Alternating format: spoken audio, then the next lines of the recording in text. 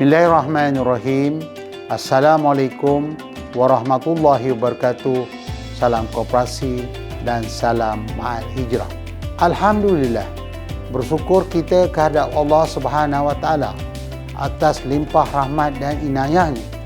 Kita dipertemukan lagi dengan Fajar Ma'al Hijrah 1448 yang syarat dengan penuh ibrah ataupun pengajaran.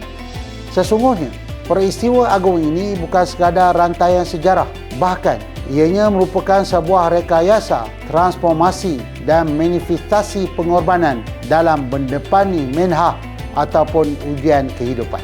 Falsafah inilah yang mengalir dalam nadi gerakan koperasi, sebuah wadah suci yang menyatukan prinsip ta'awun, saling membantu dan amanah demi memeta kemakmuran sosial ekonomi ummah secara holistik. Dalam meniti zaman yang semakin rencang, koperasi wajib melancarkan hijrah komprehensif.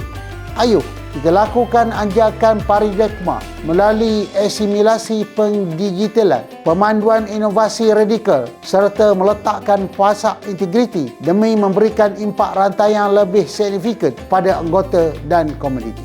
Sempena Tahun Baru Islam ini, marilah kita memperteguhkan tekad, merapatkan sah perpaduan dan mendaulatkan gerakan koperasi sebagai paksi kesejahteraan rakyat dan memacu pelan tindakan pembangunan negara.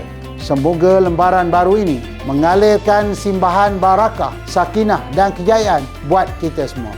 Salam Ma'al Hijrah 1448 Hijrah. Sekian, wabillahi taufiq wal hidayah. Wassalamualaikum warahmatullahi wabarakatuh.